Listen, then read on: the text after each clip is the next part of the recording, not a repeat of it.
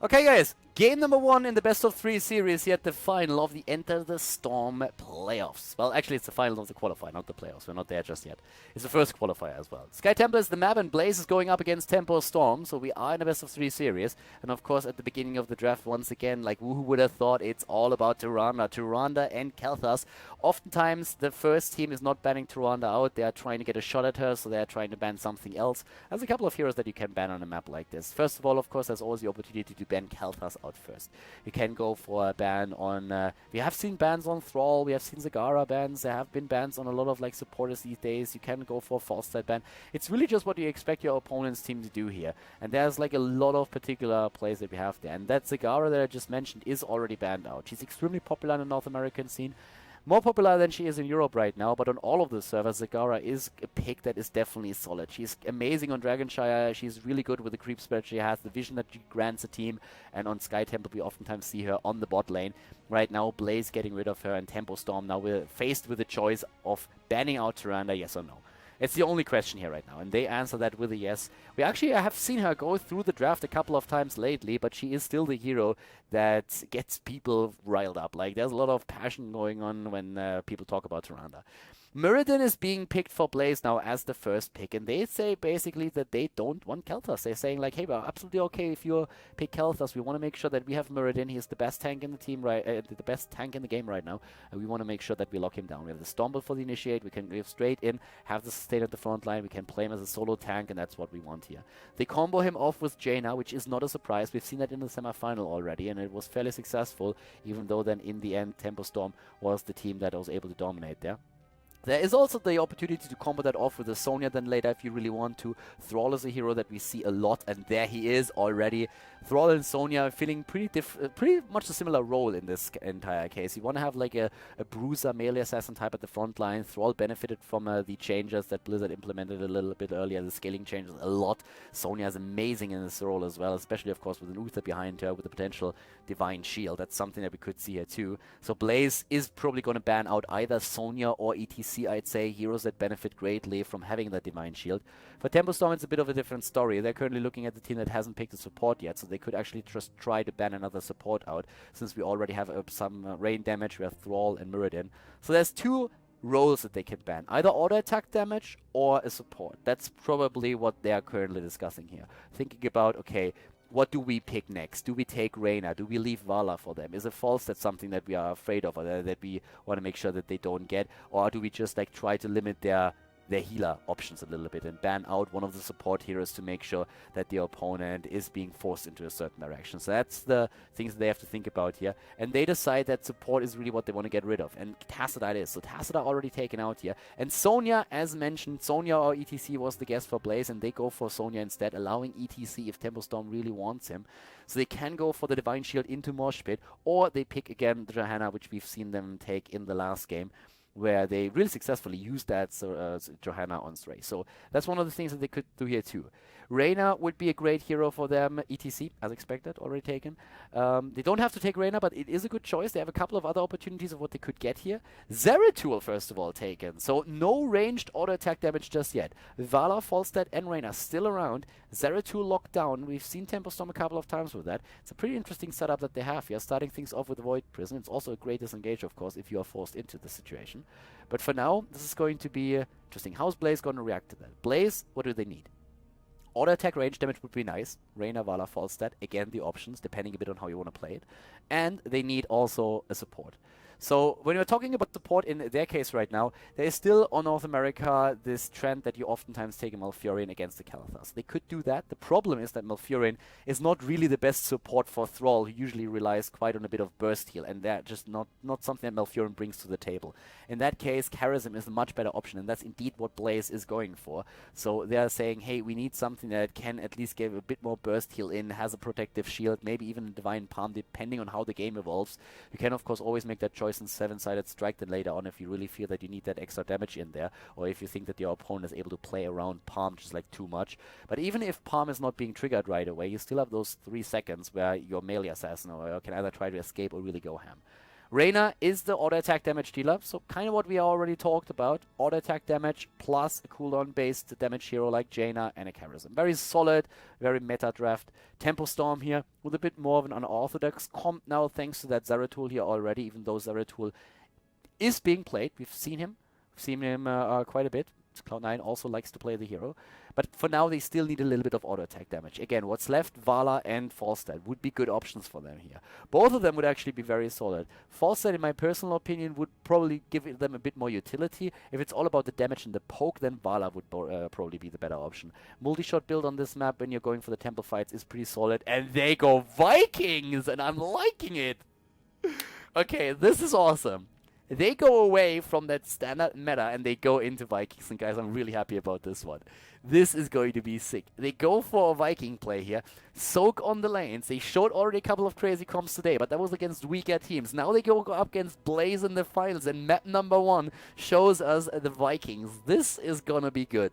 A normal meta pick would be Falstad or Vala, and there have been arguments for both of these heroes, but they just discard all of that and they're saying like, hey, we're gonna soak the hell out of these lanes, gonna get the Vikings together and gonna play with that, and I'm pumped. That's gonna be good. Sky Temple is the map number 1 in the best of 3 series, and we are gonna jump in right now to check out if TempoStorm can actually get this draft to victory.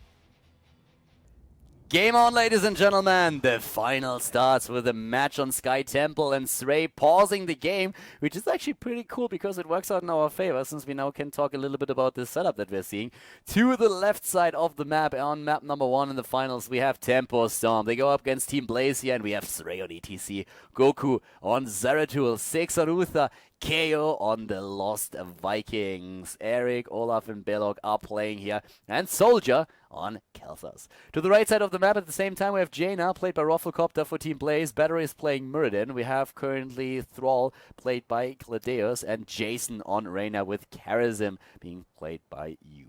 So at this point, let's see what exactly they're going to... Apparently, they have to fix their comps, which is absolutely fine. But yeah, I'm absolutely loving that we are seeing the Vikings here in play. So once again, we're going to see a bit of Vikings play in the competitive scene. And it's pretty cool to actually have that in the final here as well. Already today, a couple of the compositions that TempoStorm has shown were pretty awesome, were very interesting. But back then, it was against weaker teams where they knew from the start that they were the favorite to take it. In this case, it's now very different, though. But that was definitely something that Blaze did not really expect here. Zeratul also taken. That, of course, puts us into a pretty cool situation as well, but Zeratul is going to try and hunt down Jaina a little bit. I could see an adjustment on level 7 on the side of Jaina, actually, thinking about it. Frost armor is pretty solid if you're going up against a melee assassin. In general, it's very solid against auto-attack heroes, but usually it's the melee assassins that you're really worried about. So an adjustment on Jaina usually only happens when you really have a hero like Zeratul in play. Back when Illidan was still part of the meta for Illidan, the same was also true. The teams are starting to get ready again, so apparently they were able to fix the comms. So actually, at this case, it looks like TempoStorm might not have been able to fix it yet. I'm not quite sure what's exactly is going on there. I assume that these guys are in voice too, so I'm not quite sure why they're actually chatting the entire time here, but it's kind of fun. 3-2-3, yep, exactly. So Illuminati confirmed, and it looks like we are good to go here. Yeah, so they're actually like starting things off. By the way, no mount coordination here. Alright, that's already a bit of a minus right there. But yep, looks like we are good to go, and there comes the unpause. Okay.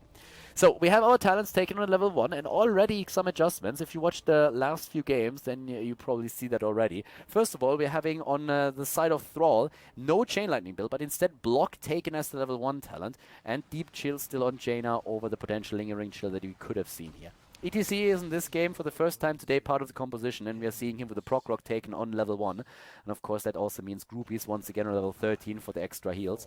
That being said, Zeratul has already showcased in one of the earlier games that in this lineup he really wants to make sure that he has a bit of extra sustain on lane, and that means Regeneration Master now for him. We're probably going to see the Vampiric Strike again, which was already played before. And the Vikings in this case are going for the Viking Bribery on level 1.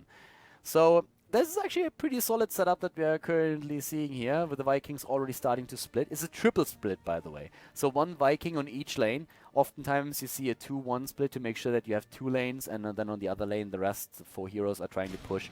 But in this case it's really just trying to just rotate a bit. And talking rotation, Jaina is already down, and Battery is also being pushed back here. So yep, that was an early first kill.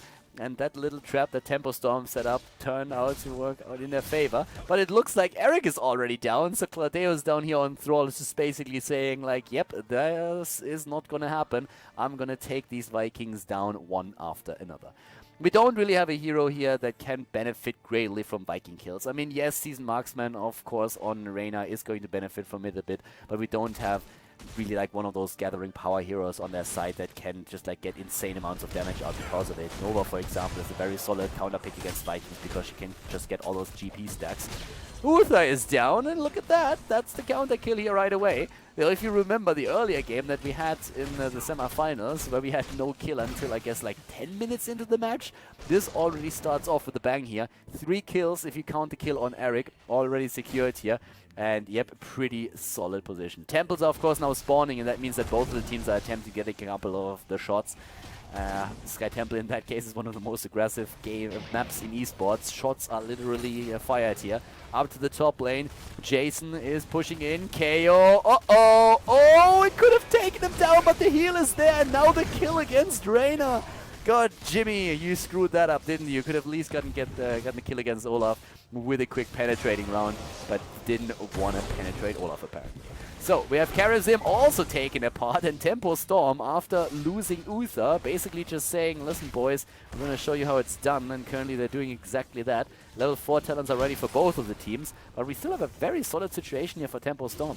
Level 4 now with a double neck guitar, and pain don't hurt. So the splash damage and the healing, it is actually pretty sweet, so that's going to be pretty sweet talent to keep him alive there and keep those lanes pushing. Battery is nearly dead, but he's able to get out of the way, whereas we are seeing still Balog die here in the fight, and still more shots are being soaked by TempoStorm. They're doing a very solid job here, getting slightly inexperienced, but they might pay with a death on ETC, and yes, they do. In comes Muradin with a lockdown. The chain bombs on Karazim already doing a lot of damage here.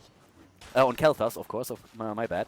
And we don't have the Vampiric Strike. We've seen that earlier played by TempoStorm already. Goku on... it was Tomb of the Spider Queen, went into the talent, but this time he adjusts his build, goes for the Master Warblade, which is of course pretty sweet as well. It's basically like one of those talents that you can have, which is, it's roughly like Focus Attack. It's a bit of an adjustment, of course, so you have an adjusted focus attack talent. Master Warblade can actually be pretty nice. They're starting to move in again, and of course, if you get those hits in and they're going for Jaina, then you can get those kills too. And they're trying to do exactly that. It's a trade. Uther down, Jaina down, but they're not done yet. And Karazim is moving away, but he actually gets away. He's trying to jump in again, but they're losing way too much here. Thrall is down, and that's the end of Karazim too. Battery is the only one who is able to jump out of this. Reyna up at the top lane, he didn't really care, just sitting in a bush soaking experience here. Jason just like relaxing as loudspeaker as other level 7 talent for ETC. We're seeing now Spin to win for the Vikings. We have in this case Cleanse taken and the Fission Bomb, but it's a hyper aggressive game that we're seeing here, which also results in a pretty solid talent lead actually, and experience league first of all for TempoStorm. Goku moving back, making sure that he's going to be ready for that temple that is being activated, or will be activated at the bot lane in just a few seconds. So once again, the teams are starting to rotate in. Reyna the only one at the top lane. Vikings still soaking experience in the middle, and also another one up at the top. KO is currently trying to, of course, keep them alive for that fight at the shrine. And here comes the move against Jason, with Goku already being in position. Soldier moves in, and goodbye, Reyna. It was nice knowing you, Jimmy. Goodbye and rest in peace. Bot lane Temple is about to be activated, but now we have the level 7 talents, and as already expected, the adjustment on Jaina with Frost Armor for safety against Zeratul. Follow through now taken for Thrall. Didn't go for the chain lightning build, but still follow through is the case. Echo of Heaven, and now it's time to fight for the shrine. And the Vikings, of course, they are currently split all over the map, and Jimmy is moving up to the top, trying to just help out there, which puts that shrine more or less into the hands of TempoStorm alone, but experience has to be soaked, and that's what they're trying to do.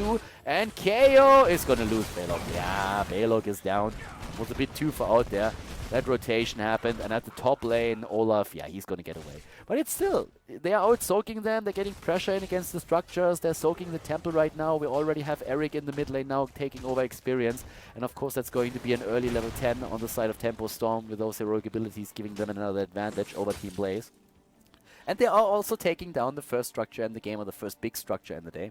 Or at least they should. I mean, somebody's going to move in and take that down. Ah, that's the shots, okay. Yeah, that would not survive. Up here, on the other hand, again, a fight. Gladius is about to die. There comes the Void Prison. They want more than that. Goku getting into position, and so is Soldier. First kill, in comes ETC. Is he going to hit a mosh pit? Nah, not quite. Not hitting that mosh pit yet.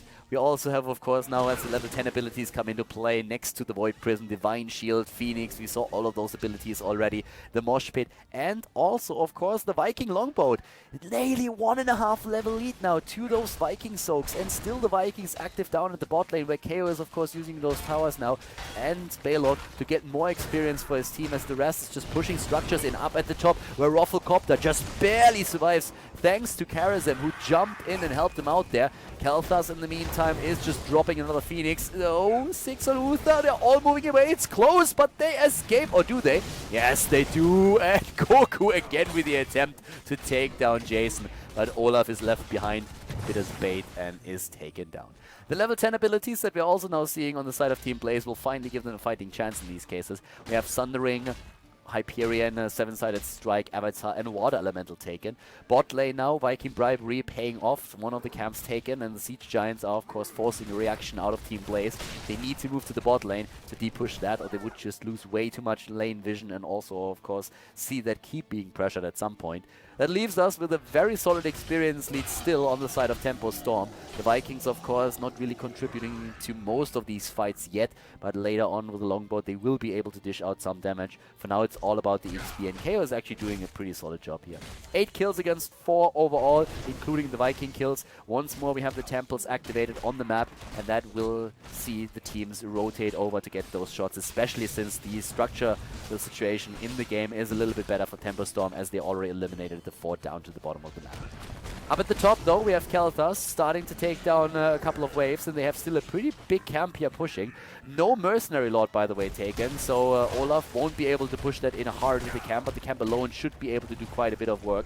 One of the temples has been taken. It's an even split between the two teams, but it still means that with the Vikings down here, well, Kero is paying attention to Balog. We still have more experience soak for them. Mid lane fight is happening. Keep that camp in mind that is pushing the top lane too, and level 13 is, of course, just around the corner for TempoStorm, giving them another edge over their opponent. With that next talent, they are just dropping now Groupies, Chain Bomb, Jump, and what are we going to see? Shrink Ray, of course, against Thrall, and at the same time we have, at this point, Wormhole taken. So they are starting to move in down to the bottom. Battery, nope, not going to work. They're even waiting for him up here, or are they? Whoa, is he able to get away? Oh, dude, like that was good. Able to jump out of there. I really thought that he would die. Once they found him in the bush and already had set somebody up over here, I really thought he would die. But now they go for a sneak in on the boss. They have the talent advantage, and they're trying to use that as the Vikings are soaking lanes and 2 heroes are still at the top. It could backfire though, because here comes the approach. Sundering is still up. A lot of those heroics are up. Mosh Pit interrupted. Divine Shield too late. No uninterruptible Mosh Pit, and 6 is... Oh, yes, the Hyperion takes him down. The kill shot, double stun against Kalthas and also Balog. They have to move out again, but the boss is definitely going to be stolen. Or is it? Void Prison has been used. Here comes the Longboat, immediately being attacked, but it doesn't look good for TempoStorm, or does it? They're trying to go for it straight. It's down, the Longboat dead. A couple of heroes dying, chain bombs everywhere, but Soldier is falling. Kalthas eliminated, and Zeratul is the only one able to escape next to those 2 Vikings. So it's 4 heroes that die, including a Viking. Level 13 talents now for both of them, and TempoStorm just going straight for the throw pit and successfully losing the boss. Very annoying situation for them. They were very far ahead, and now they are on even level and experience with their opponent, and that boss is still pushing the bot lane hard. And this is an opportunity where Blaze just says, thank you very much, boys. We're going to take that, and we're going to take it from here, pushing in that keep, and they are trying to get it. I mean, they are really putting some pressure in with that boss. If they can just like stand there for a little bit longer and just dish a bit of damage in, thanks to Gladius and also Reyna, they should be able to drop that. That boss is a pain right now. And yeah, they move in again. Karazim already going for a 7-sided strike, not really getting anything out of it though. And the keep, it looks like it might survive. Sundering, he was trying to go for it, got interrupted, and Thrall dies. Good job here, well done by TempoStorm. Once again, they're starting to move over. The Vikings, during all of this, still soaking the lanes, but as you can already tell, they're still on even experience because that boss took down the keep in the end after all. Battery on his Mirrodin is in a bit of trouble, but Jason is helping out with another penetrating round, pushing the opponent back. The lockdown attempt is there though, and Goku just barely getting away. In comes Karazin, dashes in. Khaldor with a nice gravity lapse attempt, but Jason still had given me more up and is able to just regenerate hit points as we speak. Once again, we see TempoStorm on 3 lanes, busy with the Vikings. Yeah, well, KO is ready. The temples are up and they can start to get a couple of shots in once more. Look at their experience, by the way. Level 16 is very, very close, and if they are able to get that, then they will have the extra talent over their opponent and might be able to get a few more shots out of those 2 temples. Khaldor is currently together with Balok, who's, by the way, not doing anything down here. Just trying to get another mercenary camp, and they get it. That also means level 16 talents with the stones here on Zeratul. Speed metal on ETC's side. Benediction. Impatience is a virtue, and we're having the Arcane Barrier, so they're trying to utilize those strong level 16 talents to go straight for the fight already. Void Prison against the healer. They're trying to take down Battery. Battery with the Avatar has no stone form yet. Oh, he's going in. Oh, but he's actually surviving, and who's dead first? It is Zeratul, and Uther follows shortly after. They are going for a kill against Rufflecopter. The chain bombs are spreading everywhere, but ETC is dead now too. ETC is falling. Uther is finally dying as well. There's the Vikings, and they are getting hunted down now as well, as you jumped in the level 16 talents for Team Blaze, just a bit too strong, and they are showcasing how strong they are. Soldier trying to escape here. No Sundering available anymore, but the chain lightning, nice attempt by the way. Hitting the tower and knowing that it will spread to Soldier, but of course it's not enough damage to really take him on here. But a very solid game of Blaze. I mean, if you consider how far they were behind already earlier on and how many kills they had to suffer at the hands of TempoStorm, they really made that comeback after they stole the boss away from their opponent. And now they are ahead in experience, and not only by a little bit. I mean, they are nearly on level 18 already. We have solid damage here on the side of them, especially when we're looking at Reyna with those 43,000 hero damage that he has already. Camps are taking the map for both of the teams right now. But it's a very, very difficult situation for TempoStorm to face. They had a very cool lead, and if they would have maybe not been too greedy with that boss down here when they kind of threw a little bit, well, actually not only a little bit, then I guess they could have started to really just snowball it even a little bit more. But for now, the problem that they have is that they need a really good wombo combo attempt to take this on. One of the big problems that they had at the bottom fight was that Divine Shield on Uther was just not ready fast enough to keep ETC in the mosh pit. ETC's mosh pit got interrupted, and from that point on, everything just went south. So if they can get a good engagement with ETC at some point and the Divine Shield hitting in time, they might be able to make something happen here. But for now, things are actually looking quite grim. The Vikings are, of course, currently attempting to just like get experience once again to at least put them on eye level with the opponent. But it's a very tricky situation that they're facing. Both of the teams are now currently down to a couple of structures. And in the case of TempoStorm, it's 2 forts they still have. We already have pushing the lanes back. We still have a couple of towers everywhere on all of these lanes, and of course all of the keeps still available to Team Blaze. The boss is something that they would really like to get, but not without a level 20 talent advantage that they're probably going to try to aim for. It's still 10 kills against 11 overall. We still have in the mid lane here. Yeah, well, there's Battery actually waiting. Is there going to be a Storm Bolt? Yes, there we go. They're trying to go for it, and here comes the Divine Shield. ETC with the mosh pit against 2. No, got interrupted. Got interrupted against Ray is going away, and oh god, it is a slaughter. Team Blaze is ripping TempoStorm a new one. They're going straight in for kill after kill after kill. The Vikings are suffering now, and Khaldor is also on the run. He's the only one able to get away, but KO is most likely going to lose Balok now too. Yeah, Cladeus is there. Nah, he actually escapes. Not that it really matters. I mean, guess what? The boss has been taken in the meantime, as Thrall was just pushing everyone else back. And now level 20 is going to be ready any second. And at this point, of course, they are going to go for kill. I mean, there's even another temple about to activate, but with another 10 seconds on those heroes, they are going to try to go straight for the core. The boss is already on its way. And as long as they couldn't put a bit of damage in and damage the core before that happens, they should be able to take this on. Soldier, of course, is still a menace with those chain bombs, but they are taking the first few points here. You has to be careful. 7-sided strike. The boss is on the move. 60% on the core. And you all know what that means. This game is going to be over in just a few seconds. The GG already called. The boss, of course, couldn't really hit. Yeah, that Void Prison delayed it a bit, but that didn't really matter anymore. Great job, well played, and we see the victory in game number 1 for Team Blaze against TempoStorm at the grand final of their first qualifier.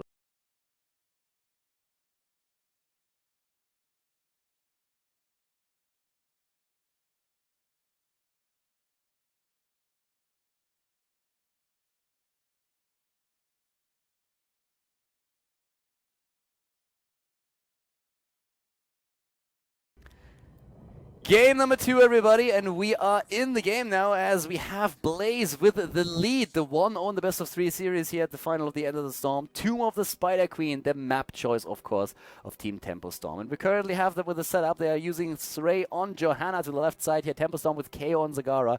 We have Goku on Thrall, Soldier on Reyna, and 6 on Uther. To the right side of the map, we're currently seeing a double tank setup with Muradin played by Battery and Cladeus on Leoric. And then supporting in the back, we have Karazim played by you and the double damage thanks to Rufflecopter on Jaina and Jason on Sylvanas.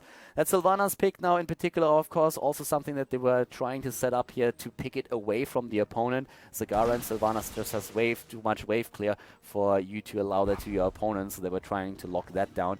For now, we are seeing on the side of Zagara still the bot lane completely. Well, that's what she's trying to dominate. Zagara on this map in general is just like pretty solid because you have a situation where you can always try to dominate the map with the vision that you have to turn in points in particular. Already the damage against Leoric here, but not only him, Thrall is also in trouble and he actually is not going to get out of this one. So again, Blaze starting things off with a good pressure play and getting that kill at the beginning of the game.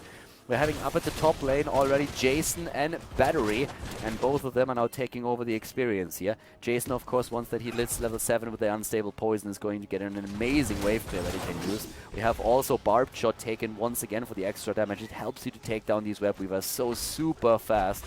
And while we are seeing at the bot lane Leoric going up against Zagara, there's still that fighting happening in the mid lane where both of the teams are attempting to just rotate between the mid and the top. A couple of talents where they can start stacking. Well, actually, we have Thrall not going for the Season Marksman, and neither did Reyna. Reyna actually with Give Me More on level 1, so no Season Marksman attempts by him, even though it's one of the best maps for stacking in general, and Season Marksman in particular. We're seeing also now for other heroes, like Leoric, for example, Reanimation, but he's actually one of the few heroes that is not participating in the potential rotation here. So it's experience and gems that both the teams are aiming for now. Level 1 talents again with a deep chill that has been taken here. Up at the top lane, Goku is the only one, and you can already tell that TempoStorm pretty much gave up on the attempt to rotate between the lanes. So they give that over to their opponent. That allows Rufflecopter and boys to turn in those gems, even though they don't really have too many just yet, but every single turn in gem is a safe gem. Yeah, down to the bot lane, a tri-lane currently forming with Soldier, KO, and 6 trying to push a few of the towers down. And Cladeus just doesn't have the wave clear to really push them back, so both of them are already eliminated. Very cool play here for TempoStorm in that case. But there's of course power play on the other side of the map as well, with Sylvanas helping out and disabling the structures. But it's not only Thrall that is facing them, it's also Srey and his Johanna, and that alone is already enough to just push them back again.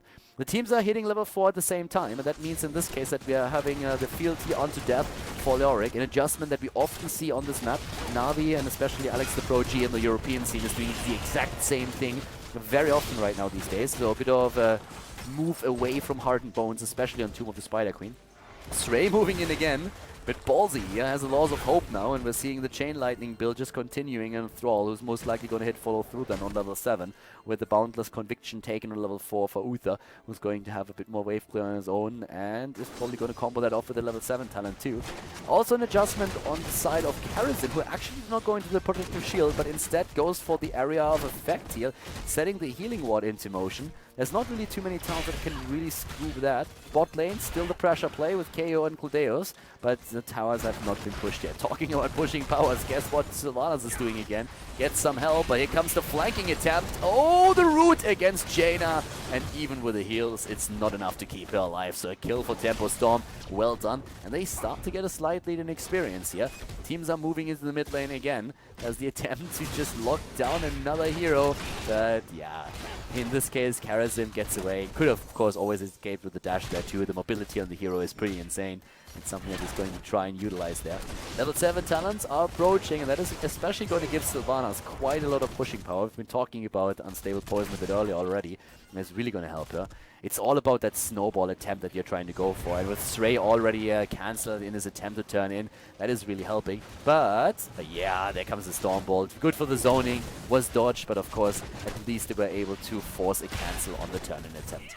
And turning in they do. 28 coins or 28 gems have already been turned in by the red team. Team Blaze is doing fairly well when it comes to the objective. But they still have, of course, the problem that especially on Stray, we still have a lot of gems as well for TempoStorm. And TempoStorm hits level 7 a little bit faster with now the Endless Creep available for Zagara. And besides that, they're having the Wave of Light taken, Fight or Flight, and not going into the follow-through, but instead the Wind Shear build, going again for Wind Fury. It's an adjustment, of course, that you can make. After the double Chain Lightning, you have the option to either go into follow-through and then, of course, gonna proceed with the build in that manner, or you can just simply go for the Wind Shear talents again, and that has been the case a couple of times today already, and this game is not an exception. So no follow-through here yet. We have still at the same time the turn-in battle happening. 42 gems have been turned in by Team Blaze now, and they're trying to get the last few with Cladeus now at the turn-in spot, and Soldier nearly dying to the Blizzards here. Level 7 up for both of them, and we see the Ghastly Reach taken for Leoric that he's already trying to put to some use. The Healing Ward is doing a fairly decent job here, and again the turn-in attempt. Stray and KO are both able to turn in. 43 against 42 gems, but Leoric, is he going to be able to get this through? No, he's not. Stray moves in and is able to push him back once again. Unstable Poison, Frostbitten, and Piercing Bolt being used here. And at the bot lane, is there the turn-in? Maybe that's all they need. And the Red Web Weavers, oh, just a second faster. But Sylvanas is dead. So Sylvanas dying, she's taken out, but at least they got the Web Weavers in first. So they have a wave pushing, but they will need Sylvanas for that. And oh, it's Jaina as well at the top lane that has been eliminated. So TempoStorm once again with a very cool move there, getting the double kill in just before the Web Weavers come into play. Sylvanas will still be able to help out on the map, but at this point, there's just not really a whole lot that they are going to be able to do. So Blaze is not going to have a good Web Weaver wave there at all. Bot lane is being pressured as we're seeing Leoric moving in. Has still all of those gems that he was earlier not able to turn in, and we have a bit of a pressure play in the mid lane right now. But Sylvanas is, of course, going to try and help out Leoric at the bot lane, since this is the lane where the Web Weaver is still doing the best job here. What exactly is that what we're doing? Like, wrong direction, my friend. Alright, there we go. Level 9.5, and TempoStorm is ahead in experience, even though they missed the first Web Weaver wave. They are finally losing a few towers, so that play with Sylvanas really helps. But now it's still an advantage in EXP for the team in blue, and if they get the earlier level 10 plus the Web Weaver that they're going to try to accomplish now, that is of course all that they would really need there. But with the turn-in, we also have 43 gems already on the hands of Team Blaze. So if they are able to just like dominate that a bit longer, they might be able to turn in themselves. Problem is really that level 10 that is approaching here right now. And Stray is already going for the next turn-in. If 6, for example, with Uther is able to just turn in those 7 gems, that's all that they need to get a Web Weaver wave on their own. And there's already like the Blessed Shield, we're having Thundering, Divine Shield, Hyperion and more utilized on the side of the opponent. Once again, Stray moving in, here comes the Hyperion and the double kill. Muradin and Jaina both dead, and now the Web Weavers are going to come into play for Team TempoStorm. The level 10 abilities finally ready for Blaze too, but they are starting to really fall behind here. It's level 11 any second now versus level 10, an entire level lead we're seeing as the level 10 abilities for Team Blaze. Water Elemental Avatar, Wailing Arrow, the 7-sided Strike, and Leoric, well, I guess he's going to go for Entomb here. He has the option to go into the March of the Black King as well if he really feels that he needs to sustain, but Entomb it is. Can try to lock down Reyna, for example, or Zagara, and then get the kill in early on here, go for a bit of zoning. But first of all, they have to defeat the Web Weavers, and this is a very, very difficult push to handle since they lost already a lot of the lane presence because of the 2 heroes dying earlier. Sylvanas and also, of course, Jaina were in a lot of trouble there. And as you can tell, especially the mid lane has been pressured here. All of the towers more or less are gone. Top lane rotation is now ongoing as we are seeing another wall eliminated. And yeah, they have 65 gems already. The blue team can turn in another Web Weaver wave immediately if they get access to the turning points again. And that is, of course, the nightmare scenario for Team Blaze. They rotate in, and Battery with a good double stun. Uh-oh, if they can follow that up, that would be great. But yeah, they're moving back in time. So yeah, it's all good now. Battery is, of course, trying to get a bit more stuns in with his auto attacks in avatar form, but it's not really enough to handle all of this. We have Zagara currently with 13 gems, but needs to be careful against Rofocopter. Good, dropping the Hydralisk immediately and pushing Jaina back. And now the turn-in attempt is going to be there any second now. As I already said, they have the amount of gems that they need. 34, yes, they get it. The turn-in is nearly completed. They only need to just send, I guess if they are sending KO in, there would be nearly enough, not quite, but it's close. And they can, of course, do that, already zoning the opponent out to the top. Jason is even in trouble here. Sundering hasn't been used. Goku might have had a chance to actually take Sylvanas down, but did decide to not risk it and save the heroic ability for now. If they get the turn in, that would be just much more important. KO could rotate in and take that, but there's still Jaina trying to keep an eye on the turn-in point. And that's a bit of a risk there. Jaina is always just waiting for an opportunity to maybe get a bit of damage in, but TempoStorm can really play this safe and slow. The only thing that they need is level 13, and that would give them an advantage and an opportunity to really force a fight here. Talking about fights at the top lane, exactly that is happening. They're just trying to threaten both of the turn-in points right now. Yu is already attempting to turn in as well, and if he gets the turn-in, then they would be close to a turn-in themselves. Both of the teams have now that chance, but level 13 is ready, and once again faster for TempoStorm. It gives them Grace of Air. We have Hold Your Ground for Johanna. We're seeing the Mutalisk plus also the, oh, there's the double barrel. Nice trap against Johanna, but Johanna? Really? Entomb on Johanna? I'm not quite sure if that was the best hero to entomb. Now Claudeus is dead, and that means that a lot of those gems are also lost. Oh, that was not really a good move. Blue Web Weavers are descending as well. And Claudeus got a bit carried away, I feel. I mean, an Entomb is nice, and if you catch a hero like Zagara or Reina, then it's of course great. Even, I suppose that even Thrall would be not too bad, as long as he doesn't hit that Sundering right away. But if you go for Johanna, I mean, the chances of taking her down are slim to none, especially with Laws of Hope, Hold Your Ground, Blessed Shield, and also that Uther behind. Not sure if that was like the best attempt, and it backfired pretty hard. And now they have to face the music, aka the Web Weavers, pushing in the mid lane, and that is of course a pretty big deal because the top lane is also pressured. The bot lane, we're seeing a bit of a deep push happening with 2 heroes at least, but this fort is already forfeit, and they are losing it right away. Up to the top already, Web Weaver number 2 is pretty eager to make the same thing happen over here, and it looks very much like this one is going to fall too. And the thing is that TempoStorm isn't even done. Like, they're moving into the mid lane right now and saying, okay, we're going to put at least a bit more pressure on this wall as well. But there is, yeah, there's another one now falling. Level 13 isn't even ready yet on the side of Team Blaze, and they are just losing walls everywhere, vision on the map, and they're getting pressured very, very hard. They're going to get that level 13 talent eventually. The problem is that we are already seeing TempoStorm on the way to pretty much level 16. I mean, they are close to hitting 15 now. That would put them 1 level away from the next talent. And yeah, they push even more structures in. Leoric isn't even with a team, like he went down to the bot lane. So right now they have no one to really help them out up here to the top. But they still go, yeah, Sundering used. They have Reina here. Leoric moves in from the bottom. Level 13 talents versus 13. Sundering is out, more being used. Leoric moves in with a Wraithwalk, trying to use also the Ghastly Reach now that he has. And they go for the kill against Reina, and that Entomb is much, much better now. Nice use of the 7-sided strike to isolate the targets, and it's a triple kill.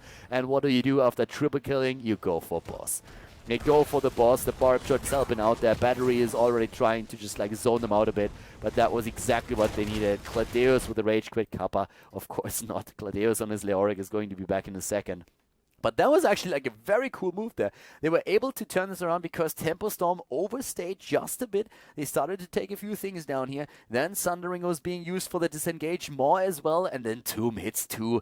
And within Tomb hitting, Karazim was in position to immediately go for a move on his own with the 7-sided strike. We have KO still with the turn-in attempt over here. But as you can already tell, they need 60 gems right now. So there's no way for him to actually get a complete turn-in in. And at the same time with 33 and 69 available, what we're going to see right now is, of course, Team Blaze trying to not only go for boss, but also get that turn-in at the same time. And that means we're going to have a massive, massive push available for them.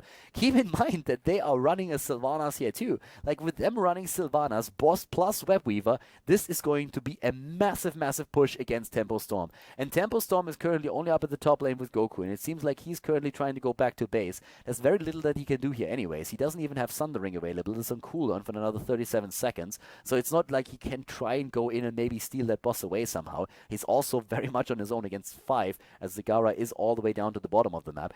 She doesn't have more ready either, so that's another issue. And this is going to be a super, super difficult situation for TempoStorm to face, because this top lane could result in losing the keep, depending on how exactly Blaze is going to try and play it. And that disconnect right now allows, of course, both of the teams to talk about how they're going to handle the situation right now. Since with Boss pushing top lane, Webweaver moving in, they could decide to just go for it. One of the things, of course, that works in favor of TempoStorm for now is that we are actually seeing right now the wave pushing all the way to the right side. So this has to be clear. They need to try and clear this so that the Webweavers don't start over here, because then nothing would happen at all. We're having currently also with the damage, as you can see down here to the bottom, still Zagara on 29,000, Thrall on 28. Reyna didn't go into these marks, man. He's still on 24,000. I mean, that Hyperion, of course, delivers quite a bit of damage in these fights, but if you go for season marksman on this map, it would have been a bit better. But still, there's a lot that can lock him down. There's, of course, also 7-sided strike to consider after an Entomb. There's that Blizzard as well that you have to face, and therefore, Reyna just simply saying, hey, boys, listen, I can't really do anything here. I need to make sure that I survive this. And even with a Divine Shield on Uther, he will try to get it onto Thrall anyways. So let's just try and make sure that I survive so I can dish out the damage. So we have at the same time now also on the side of the opponent's team, 29,000 on Sylvanas. And, well, Jaina's still with 21,000, but it's just like the bursty damage that he has. And one of the cool things, of course, about Barbed Shot in general is that we are currently seeing 120,000 siege damage already. We are 12 minutes into the game. Keep that in mind. 12 minutes into the game, and we currently have 130,000 siege damage on her nearly. And that's, of course, mainly also because she went into Barbed Shot on level 1. That combos with the unstable poison. You get a lot of pressure in there. We're having now evasive fire taken. No real reason to go into an adjustment. I mean, Spell Shield is, for example, something that you can really prioritize if you're up against Jaina, burst damage against the Kelthas with Jane Bombs. There's a couple of things that you can really do in this case. Leoric, by the way, doing something that we see a lot of tanks do against Zagara, going for a Burning Rage talent. So Burning Rage is going to help to take these Creep Tumors down.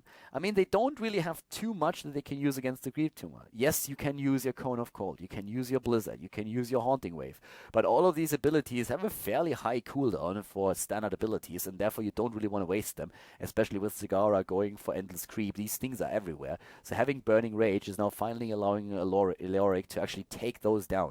So they are going to try and do that later. For now, the priority is all about the boss and trying to get the push on lane. And this is actually opening up a window now finally for Team Blaze to get back into this. Because in kills, we have 5 kills against 4. We're still in a pretty solid situation kill-wise. But it's also because of that triple kill that we just saw. It was a triple kill against them. Before that, it was 5 kills against 2. And one of those kills happened in the first 10 seconds of the game. Well, not quite. First minute of the game, maybe. So in that case, it really works out, that triple kill, as allowing them so much. Without that triple kill, they wouldn't have been able to go for boss. It opens up so many possibilities right now for the team to actually make a play here. Get the boss, turn in right away, make of course sure that you zone for the turn in, so they need to really rush that too, and Thrall moving back should allow them to do that. And then they have to make sure what they are going to try and do here. Do they try to go for the keep, which is one option? That's one of the things if they really think that they can manage. Or they can, of course, just attempt to focus on the mid lane and on the bot lane, get the experience and get those structures. That's one of those things that you can really do here, because the thing is that we see TempoStorm definitely defending the top lane, right? They have to do that, because the thing is, if they don't defend the top lane against the Webweaver plus a boss, and we just assume for the moment that both of them are going to end up in the hands of Team Blaze, then you are going to lose that keep anyway. So they will have to defend this. And that would open up the mid lane and the bot lane for easy pickings if you really want to play it super safe here. But, well, right now, looks like it's all good. So at least we have Team Blaze ready. So let's see what kind of decision they make here in the end. They have a couple of choices to make now. And one way or another, it's going to be pretty good for them, pretty strong. Zagara is trying to at least mitigate this a little bit by taking down the bot lane right now, so the turn-in hasn't even happened yet for KO. Can, of course, go for it to secure at least those 15. But there we have it already. They move back. Battery could turn in. They wait actually a bit longer. They have the boss. Turn-in doesn't really happen yet. Sylvanas, as mentioned, is pushing these waves back for the reasons that we talked about earlier. Here's the boss already. Turn-in is starting. Webweavers have not started yet. Jason is there. And up at the top, they're trying to go for the fort. Are they moving in with the rest of the team? They're about to, but they're actually a little bit low, a little bit slow in it. The boss is already on half health, but they get Sylvanas in. They have the Webweavers now coming into play, and they are starting to push the top lane even more. Leoric is making his way up. Level 15 versus 15 and a half, so they're getting closer in experience as we speak. And Leoric moves to the bottom lane, tries to get the split push experience, tries to get the gem here as well. Actually didn't even pick those up, and the top lane is still being pressured. Web Weavers are now finally there, but they need to move back. It's a 5 versus 4 up here at the top, and now that the boss is gone, the Web Weaver is going to be eliminated very soon, and the lockdown against Sylvanas. That's unfortunate. They lost gems now, lost quite a bit. Actually, gems have been picked up. Battery is able to jump away, or is he? He's trying to. Oh, he got too greedy, didn't he? They all go for him. He's gonna fall. They're not gonna lose those gems, but it opens up the mid lane and it opens up the bot lane for both of those teams to get the additional keeps. I guess at the end of the day, the boss and those Web Weavers still allowed them to close the gap in experience completely and also take down all of the forts. They took down 3 forts right now, so you can argue that it was worth it. I just can't shake the feeling that they could have been able to make even a bit more happen than what they did. Either way, they are back in the game. I mean, we have 16 versus 16 talents right now. They might have been able to make a bit more happen there and maybe not lose Battery. He just got a bit too greedy there, but again, with everybody chasing him, it opened up some time to put the bot lane and the mid lane fort down. As is, though, we have the teams roughly at the same amount of experience. We're seeing still 55 gems in the hands of Team Blaze, 44 on the side of the opponent's team. The builds, of course, have been continued on level 16 with the Brood expansion, Tempest Fury, Bullseye after double barreled, and we're having now Benediction for Uther for the heals and Holy Renewal on the side of Johanna. Muradin went on 16 in a stone form, not really a big surprise here for Sustain. We have Northern Exposure now for Sylvanas, Leoric with the Imposing Presence, and Circle of Life, the talent for Karazhan. So that battle is going to continue, and Yu is getting that turn-in in. Yeah, 26 already secured. That's at least a few that they can't lose anymore. Good position also for the healing ward here. At least for a few of them. Nice move on Leoric again. Can they use the Entomb? Divine Shield keeping him alive. Yu with a 7-sided strike. The Maw, but Uther is dead already. And it looks like Goku is suddenly deciding that he has a chance to take down Jaina. But it's once more Johanna that dies. And now Goku is going to fall as well. This is just too much. He might get a kill in. No, he does not. It's a triple kill. Only Leoric dying. Oh my god, a quad kill. Zagara is also getting slammed into the ground by Battery here on his avatar. A quad kill against TempoStorm. Jason barely surviving it.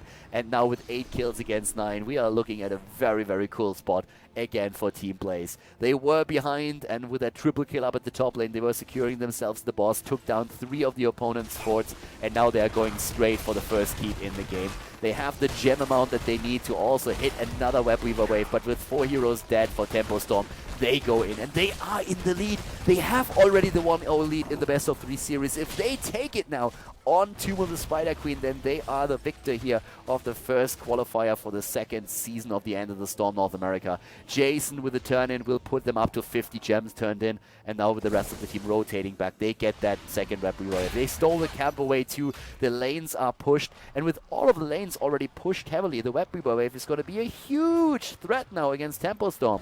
TempoStorm starting things off very solidly on both maps, fall behind after getting killed on the first map, Sky Temple. They lost boss as they were going for it, and the entire team nearly. And over here, a similar situation. They went for the keep, they went a bit too deep, they lost 3 heroes and then lose boss, and they're also the advantage in the game. For now, the teams are rotating again. Mid lane is what they are having their eyes set upon.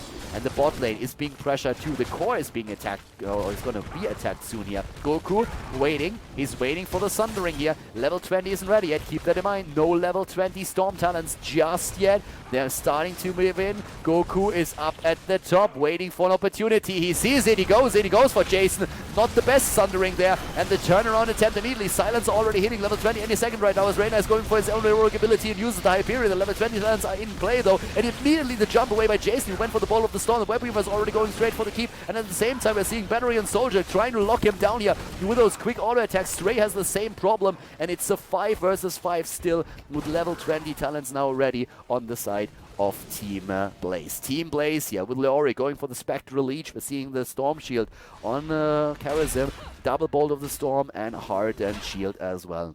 with the level 20 talents, what are they going to do? Are they going to try to go for boss? It's a risky play, but a lot of their rogue abilities are down, and Charism hasn't really used the 7-sided strike yet.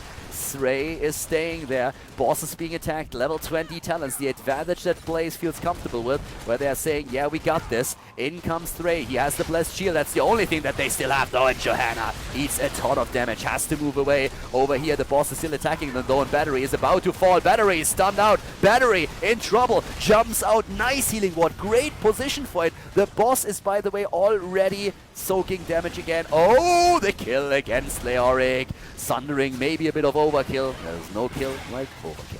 And once again, we have a bit of a turnaround happening here. They went for boss. They thought that they were safe. They knew, of course, that TempoStorm was very well aware of the situation. But they said, yes, we can make it. But Leoric is currently, well, he's back within a couple of seconds. I mean, that bad boy has, of course, his reanimation stacks up. And he's doing very solid here. They're still going for boss, by the way. They're still saying, hey, we have 20. And we have Reyna still down to the bottom. But their rogue abilities are coming up again. Divine Shield is back. This is a really bad idea, Blaze. This is a really bad idea. They're going in once again. Oh, can they make it work? Maybe. Here comes the Entomb. Zagara is down. No, she's not. Divine Shield keeps her alive. She bolts away. They have the level 20 talents. Charism is dead. Jaina is dead as well. And here comes Six. He's dying. Uther is down, but he has redemption. And that's the kill against Sylvanas. It's a triple kill.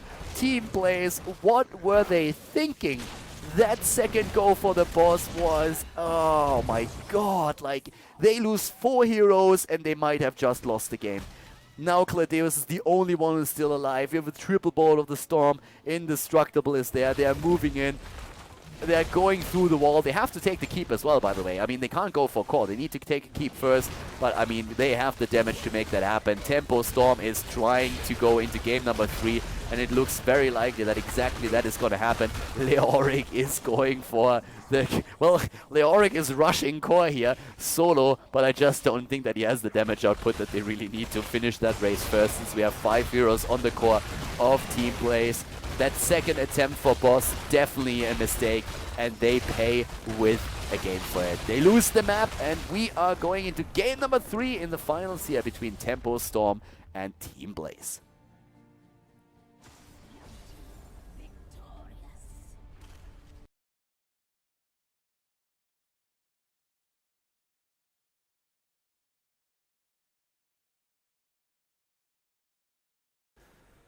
Game number 2 was pretty fun, but, well, it ended not really the way that Team Blaze imagined when they were able to get that triple kill and that massive lead with level 20 and the kill on the keep. So now we're going into the third map, and as you see, we have Blackheart's Bay actually being played. Again, Kalthas plus Tyrande banned out. We had either Zagara and Tyrande banned out or Kalthas and Tyrande. In this case, it's just basically all of the 3 heroes just making those rotations. Tyrande banned in all 3 games, but now that Kalthas has been banned out, the immediate reaction of Team Blaze is going for Zagara, and Abathur is chosen. Abathur is a great hero on Blackheart's Bay. Oftentimes he's even banned on the map, but now that we have a meta that focuses a lot on bans on Tyrande and also Kalthas, Abathur finally gets an opportunity to get into the game. And TempoStorm is comboing that off right off the bat with a Jaina to make sure that they have the double Jaina opportunity for the team fights. With Team Blaze, maybe even trying to think about a potential drop on something like a Sylvanas if you want to go in for a heavy push play. This is, of course, one of the maps where you can play around your opponent. You don't have to necessarily engage into team fights. If you want to play a game where you disengage all the time, then a false set would also be a pretty solid choice. I don't really think that we're necessarily going to see those heroes now, but just like to keep in the back of your head that there's different ways of how you can play the map. It's one of the things that a lot of people criticize, actually, that you can't play too much around your opponent, just like trying to always go for camps the entire time, try to get those coins in and get the objective going without actually like engaging into fights. Maybe pick a hero off if you have like an advantage at some point and can gank someone. But if Team Blaze is worried about like the double Jaina at some point, that's something that they could attempt to do. For now, they have a lot of wave clear already. With Leoric and Zagara, they have heroes that can really easily push the waves back and also, of course, start to take camps on their own, which will secure them quite a few of those coins on the map itself then. And, well, for now, they have a setup that they could really round up with other wave clear heroes as well. That Sylvanas is still something that we really have to keep in mind here. Because depending on how they... Zeratul, I love it. Zeratul and Abathur might have a bit of a tricky time here. That could be very annoying for Abathur. Asmodan is even banned out right now. El Porco! Doesn't that mean like the pig or something? El Porco with a resub for 2 months. Dude, thanks for that. Thanks for the support here. But an Asmodan ban on the side of TempoStorm. Now, Asmodan has been fixed, so finally the Black Pool works again with the Global Annihilation that you're, of course, trying to stack there. But it's kind of fun that Asmodan is being banned out here. I mean, if I did not see that coming at all. So we had that in the past, of course, that Asmodan was a thing. TempoStorm definitely knows something that, yeah, how Team Blaze has been playing that map in the past, I suppose. So it was also the map choice of Team Blaze, so keep that in mind. And Asmodan, he can get a lot of stacks, by the way, if you go for the mid lane and the top lane. So that's probably the thought process here by TempoStorm. They realize that with Leoric and Asmodan, the stacking process here can really be pushed in really fast. And Asmodan, if you play it right on Blackheart Spade, it might look a bit silly now to see that ban, but if you play it right on Blackheart Spade, you can really get an insane amount of stacks just rotating between the mid and the top lane the entire time. And with the Zagara at the bot lane, you have a solid hero that can always push that back too. So it would be really difficult for TempoStorm to really stop that. So I guess that's one of the thought processes here. Zeratul helps with that as well. Getting that cleave in as a finisher at the beginning to help with the stacking process is quite strong.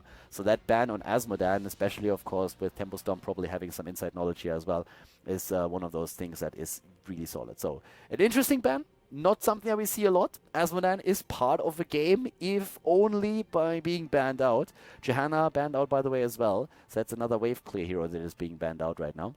And Uther as the hero for TempoStorm, who still could go into a Sonya, into a Thrall if he isn't being picked yet. We don't see a Tassadar yet. Tassadar was also not banned, so Zeratul might have to face Oracle, but I highly doubt it. Not with an Abathar Uther already on the side of TempoStorm. But what is Blaze going to do right now? First of all, they need a healer, and they also would probably benefit from another range damage. And Reyna is still around, and Reyna, of course, is always great. I mean, the zoning ability that you have with the Hyperion is already great. You can, on a map like this, also use the Vala if you want to. But false set is something that we talked about a bit earlier, but it's more like for disengage than anything else. But Reyna, it's false set and Rhaegar. False set. So disengage potential definitely is one of the things that they can use here. Back in the day, we would have said, okay, of course, this is going to be Hinterland Blast plus Zeratul with his Void Prison. Can you remember those days? I think that was Alpha, when we had Void Prison set up and then false set, bam, Hinterland Blast. Shock and awe, as it was called back then, which was pretty fun. But yeah, TempoStorm is doing exactly what I said. They had the choice, in my opinion, between a Thrall and a Sonya, and they decided to go into the Sonya in this case. So TempoStorm with Sonya, Uther for the Divine Shield Sonya, have a Muradin as well. That's a ton of damage, by the way, especially with the double Jaina that they potentially have here.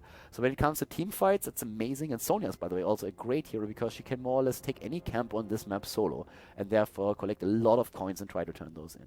Pretty cool setup.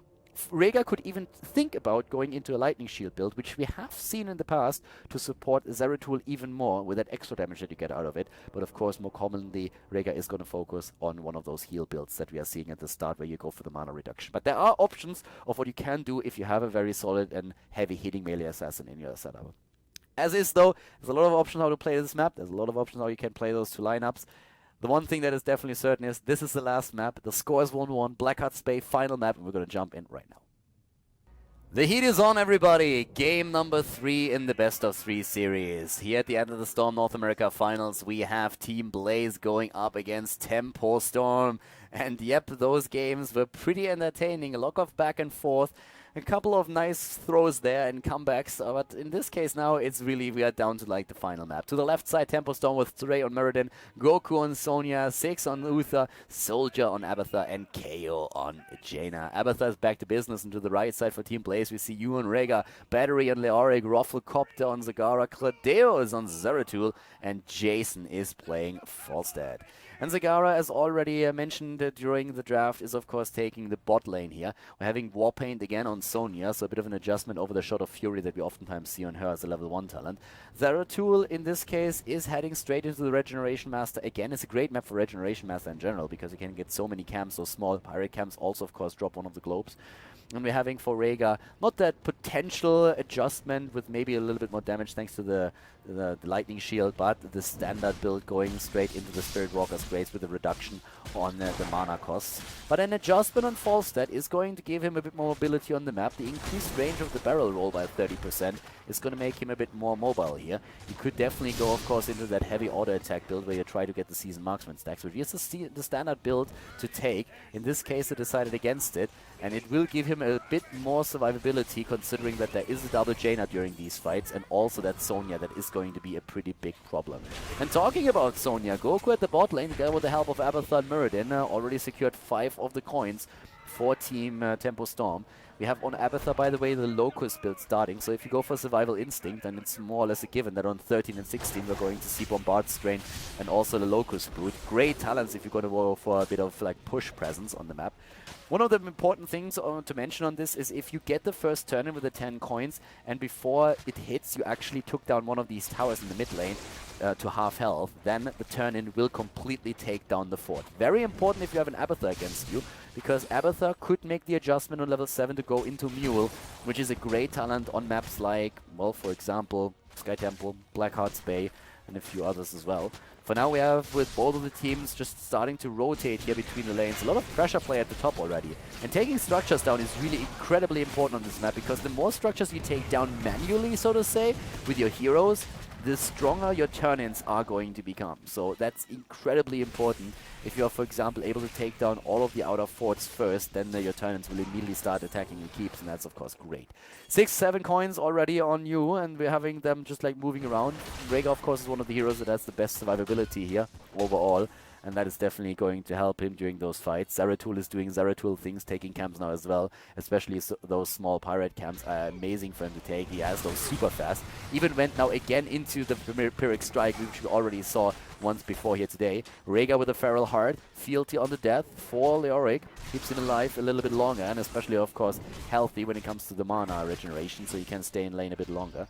There's 13 coins already on the side of Team Blaze, and we have for TempoStorm 9 that they can currently control. Mid lane hasn't really been pressured yet too much, but up at the top lane, the first tower is down, and the second one is already very low too. So the pressure play that we've seen so far was actually like really well executed. We have still Zagara going up against Stray at the bot lane, and so far, Rofakov didn't really get a chance to do too much here. Flow Rider, by the way, for the Tailwind here, so we're probably going to see a couple of adjustments on level 16 as well. So yep, Tailwind is active, the basic abilities recharge faster, so normally that means that it's going to be a late game adjustment on 16 to make sure that the cooldown reduction is hitting faster as well.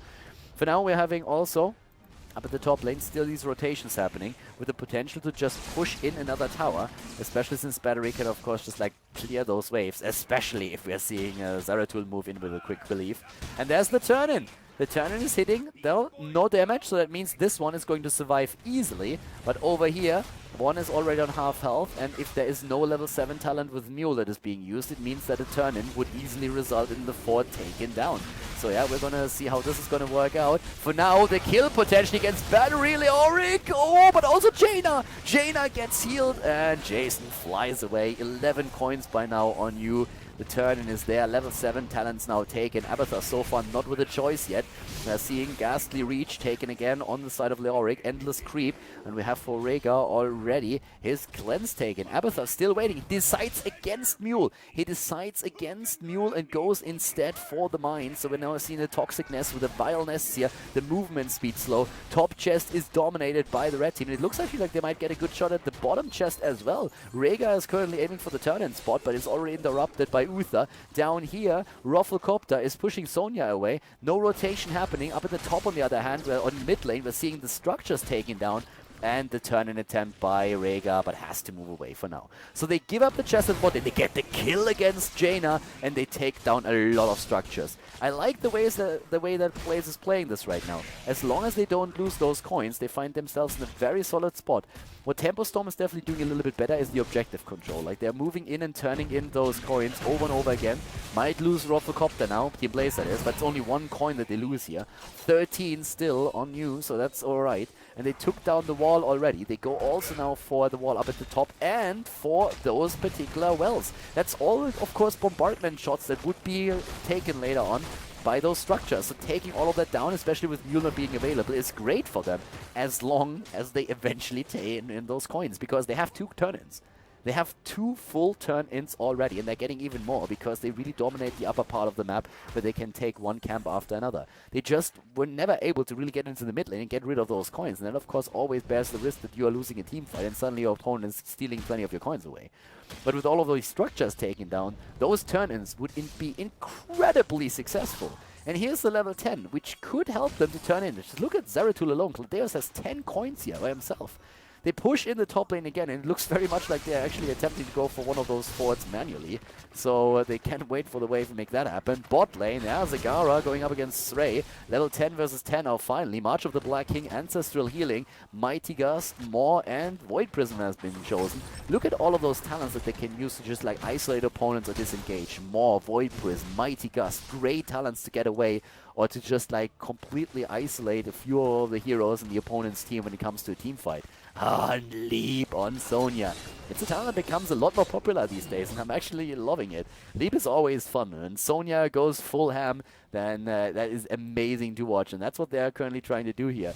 Turn in attempt again, but Uther is already waiting. He's going to go for the interrupt. Uh-oh. And Cladeo's Leap. Where's the Void Prism? The stun! And 10 coins are gone. That's the problem right there, and that's also, ladies and gentlemen, why you should never try to turn in alone. Especially when you don't know where exactly your opponent is. So yeah, with that rotation happening, 10 coins are lost. And that changes things, of course, now immediately. Exactly what we've been talking about earlier. If you lose those coins, then you are in trouble. They did a great job, actually, just like taking these structures down. But what does it help you if you just like donate 10 coins to the opponent and suddenly they get another turn in for free? So yeah, top lane could of course fall. KO is there. KO is actually going to fall if he doesn't pay attention. Slowed down already. But yeah, they attempt to go for the fort. Double Jaina though. Uther with a stun. Falls dead. Mighty Gust them away. But only one of those two Jainas. And flies away. Great move. Keeping those 3 coins alive. They also get battery back to safety. But of course those barrage shots from the Ghost Chip are now also starting to hit the top lane. The rotation is always the same. It's always the mid lane that gets attacked first, then the top lane, and then the bot lane. First the outer forts, and then the keeps. At the bottom of the map, we're now seeing still Zagara trying to hold that lane, and doing an exceptional job, by the way. The chests are up again, and in the mid lane, we should actually see them being able to take this one at least. They're even stealing the camp right now, or taking it. 15 coins! They still have 19 coins at this point, but there's also 11 on the side of TempoStorm. Again, objective control, much better for TempoStorm, actually taking down structures, a great position that we are seeing on the side of their opponent. Team Blaze is doing just much better at that point. Again, Cladeo's alone on the map, 2 coins, Void Prism, whoa! And yeah, Sonya is jumping in. Mid-leap isolated. 4 heroes. They really want Zeratul. They want him hard. And he's just like, he's a little bit shy. He doesn't really like all this much attention. So he's currently trying to move away. That's also why he's stealth, by the way. It's not because he's trying to be sneaky. He's just a very shy guy. At some point, that developed into a personal cloaking device. Top lane fort has been taken out. It's pretty impressive actually to me that without a single coin turned in, we're still seeing this many structures taken down by Team Blaze, and that they were able to keep up in talents and experience. They're even ahead. They're playing way better when it comes to like the map play in itself. It's just really the objective control in which they are not really getting anything. And Abathar is helping, of course, the team by just dropping these things everywhere to make sure that there's no problem of actually like seeing when one of the heroes is attempting to turn in. Now we have everybody ready. Abathar does have the copy up. Leap is still out though. The Leap isn't ready yet, and they're moving in. Level 13 talents are ready. Wormhole is now in play as well as the Mystical Spear. And we're seeing against Zagara, Mirrodin with Burning Rage. We talked about this on Tomb of the Spider Queen already. One of the tanks went for it. And again, jump in. Srey with a quick Storm Bolt already. Leap! And oh, a bit too late. Ancestral Healing doesn't hit them all. It's too late. Rhaegar is on 23 coins still and trying to rush away. There's the second kill. Leoric is down. And we're seeing everybody just trying to disengage. Wow. Well, once again, Jason is moving back here, and TempoStorm is currently controlling the flow. They didn't really steal too many of those coins away, but the problem is still the same. With Abathar just like putting mines in everywhere and trying to dominate the entire area around Blackheart, we are seeing Rhaegar and the rest of his team now on 28 coins, but they can't turn in. This is nearly 3 turn-ins that they have. I mean, not quite, but if they continue like this, they're going to get enough coins for 3 turn-ins in a row. And 3 turn-ins is exactly what we are currently seeing on the side of TempoStorm. That's the 3rd turn-in for them. The 3rd turn-in for them here. And Rhaegar is trying to turn in, but there's already the position taken again. Level 15 versus 14, and TempoStorm is slowly getting ahead, even though camp after camp and lane after lane is taken by Team Blaze. Srey is there. trying to help out already up to the top in the mid lane. We're seeing Leoric in a little bit of trouble. The team is rotating around again. 23 coins on Rhaegar. He gets jumped. If Rhaegar dies, then oh my god. Here comes the Ancestral Healing. Heals him for now. They're trying to get away. Mighty Gust helped. More as well. Everything in cooldown. Oh, Sonya is able to stay alive. Muradin jumps in again. They're all retreating. And Leoric might actually fall. Not that it matters. He doesn't have any coins. They saved everything. Zeratul, by the way, put pressure at the top lane and is still there. They're going for the copy on Abathar. Abathar is actually going to lose that Jaina copy in just a second. Here comes the Maw and the Void Prison. Both of them, they go in. Can they get a kill? They go for no Divine Shield is keeping Sonya alive. Leoric is dead, but maybe, yes, KO is down. And so is Uther. This is what they needed. They get the kill on Sonya. Finally plays with a team fight that ends in their favor. We have Muradin jumping away, but the chests are up on the map, and now, of course, that means that both of these are going to end up in the hands of Blaze, which puts them on 42 coins. Actually, more than that, because Jason just takes the Pirate Camps, now misses one of those. They turned in, still have 28 left, and they just leave the chest in the mid lane. Like, what? Excuse me? Why is nobody going for the chest? There are 30 coins already, but there's 5 up for grabs at the top, and Forster just simply let this one go there. I mean, yeah, here's the money, I guess. These kids are rich, all the dirty esports money that we're currently seeing like on the map. And finally they realize, oh boys, by the way, we forgot something at the top lane. Now that 5 heroes are back for TempoStorm, they're moving in and stealing those away too. So they got one turn in at least. And I mean, with everything else there, the turn is starting to already do damage down to the bot lane. So currently we're having in this situation 35 coins on Team Blaze, and they only got a single turn in. Lord, 70 coins still on Rhaegar. And they have level 17 versus 16 the talents here, by the way, as we are seeing more structures being destroyed. There's another camp over here too. By now it's the Nerves of Steel that we're seeing. Benediction, Locust Brood, Northern Exposure and Stoneform. The Unyielding Despair now on level 16 after you already went into Crushing Hope. And the Rending Cleave with Hammer Time actually. Hammer Time and Giant Killer have been taken here. Earthgrass Totem. So only the adjustments on level 1 and level 4 talents. But yeah, it's a slight inexperience right now. 4 kills against 5, but the coin count is just out of this world. 38 coins. So that's a double turn in already, and then they still will have another 12 coins to spare. So it's nearly 3 turn-ins that they have available right now. Actually, it's not quite true. They have 26. Yeah, 12 more. So if they get another 4 coins, then they will have a triple turn-in available to them. This is crazy. And of course, Abathar by now with the Locust Brood, he can just like jump on the map and try to make something work. Oh, they go for boss as well. Yeah, they know that the opponent is down to the bot lane, so they go for the boss up at the top. And that is actually going to be an interesting move. Because once that the boss is taken, then they are in a situation with boss taken, they can just simply try and go push that keep, or they can try and turn in. And there's the counter push. Immediately with Uther already trying to, like Uther in this case, has Clairvoyance on level 7. He used it just now, so they knew what was up, and now they are trying to just like force them back. But the boss has been taken. Zeratul is moving in. There's another camp as well. He's on 7 already, but all of that wave clear that he has right now is helping them to push pressure on the lane. And now we're having a really shitty spot for TempoStorm, because they are in a position where they have to say, like, guys, either we lose the keep or we defend it. But if we defend it, we lose the turn-in spot.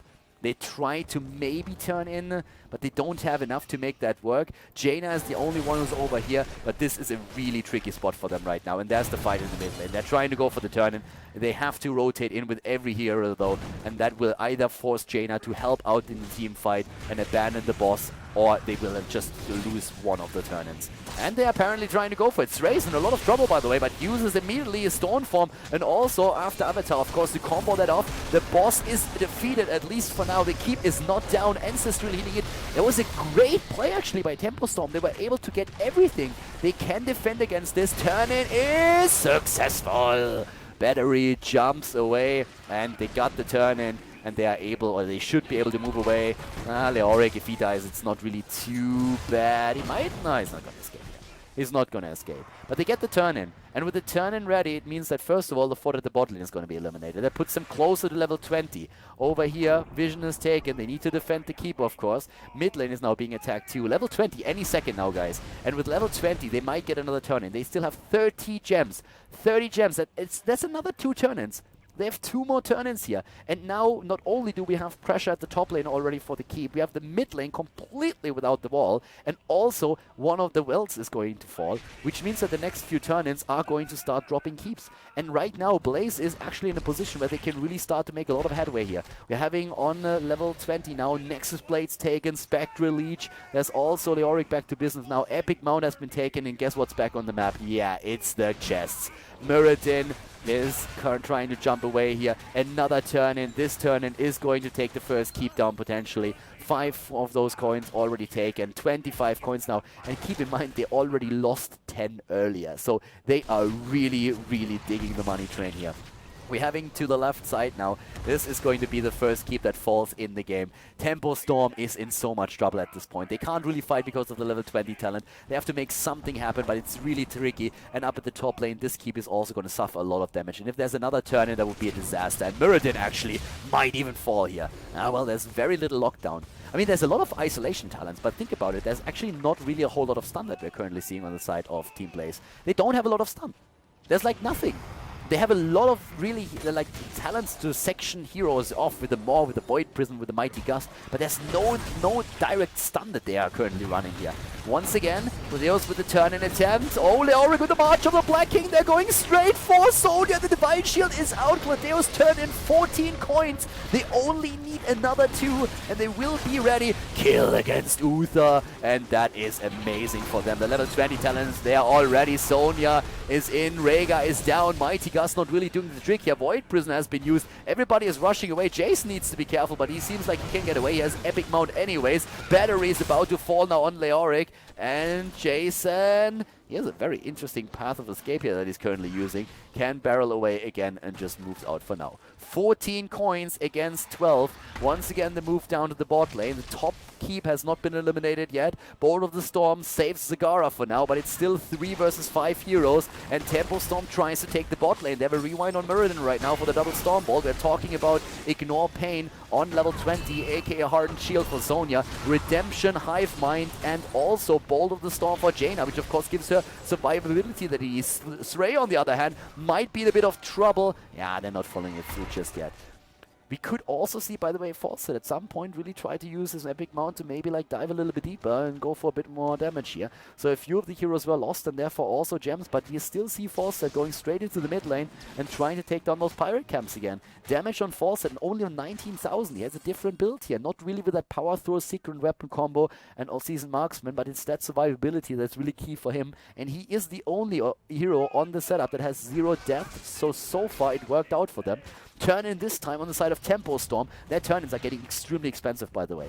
But they will be able to put pressure onto the mid-keep. They will not be able to take it down, though. So that is definitely a problem. It's all about those gems that we are seeing for Team Blaze. If they can turn those in, then they have a very, very good shot at winning the game. Already eliminating the keep in the mid lane is a very big deal. But if they can maybe also eliminate the second one, that would be great. And Zeratul is actually starting to move in. Zeratul is trying to backdoor right now. He's trying to move in, he's trying to go for the backdoor, and he is going to finish this one off. Zeratul moves in, and this is keep number 2 that has been eliminated. That's already a great move again. He just needs to get back without dying right now. He should be able to make that happen. Boss is being attacked again. That is actually a threat. Cladeos is trying to turn in. That's 2 gems that they have. Everybody else is moving away, but this is going to be a slaughter. Oh, Zagara, what? They get away! Falstad flies in with the Epic Mount and saves Rufflecopter. The Ancestral Healing was perfect. The Maw was great. What a play by Blaze! What a great play by Jason, and the turn-in is completed. The shots are firing against the bot lane now. And this was just great play that we saw there. Once again, they are all here. It could be an attempt to maybe take one down. Uther isolated. They go for Jaina. Ice Block is saving her for a little bit longer. Here comes the attack as we see Cladeos is about to fall. Oh my god. And that might have been a little bit too much that they wanted here. They are trying to go in again. 6 is very, very low, but the kill against Rhaegar, it's a double kill. Falstad tries to fly away. Rufflecopter, does he have the cooldown ready again? It doesn't look like it. Oh, Muradin is jumping into the coins! The coins! The copy is over! The copy is over, and Zagara survives. What on hell? My god, this is crazy. The copy runs out just before Zagara dies. The chests are still there, by the way. And Jason flies in. They've already seen it, but they go straight for the coins right now. They move up to the top. I'm not sure if they can do this. The turn-in, there could be a turn-in. The turn-in would definitely take down the keep and also damage the core. And the core has no hit points. Leoric is moving in. What are they doing? They're trying to go for boss. The turn-in is ready. What is TempoStorm doing? What is this supposed to be? TempoStorm, what the hell are you doing? What? They take the boss, they waste the time, they lose everything, they lose the game, the GG is called, and the shots are fired. This is game over. Blaze wins it with a 2-1. They win it with a 2-1. The game is over, and Team Blaze is the victor of the first qualifier for the Enter the Storm Season 2 in North America. Wow. GG, and congratulations. Okay, everybody, that's it for the day. We had some really fun games here, and I hope that you enjoyed them and also the commentary. Of course, we're going to have more Heroes of the Storm action on the channel in the near future. So if you enjoy the esports scene, Heroes of the Storm, make sure that you hit that subscribe button on KhaldorTV and also like the video if you haven't done that yet already. There's going to be more European games. We're going to have more North American matches as well. And of course, if you're interested in the Chinese Heroes of the Storm esports scene, I'm going to have more games on the channel as well in the near future as those leagues start again. At the same time, though, if you have friends that are also interested in esports and in Heroes of the Storm, make sure that you forward the channel to them and share it with them. It was a pleasure casting for you today, guys. I hope that you enjoyed, as I already mentioned, and I hope to see you next time for more Heroes of the Storm action here on KhaldorTV. See you guys soon. Have a great day. Bye-bye.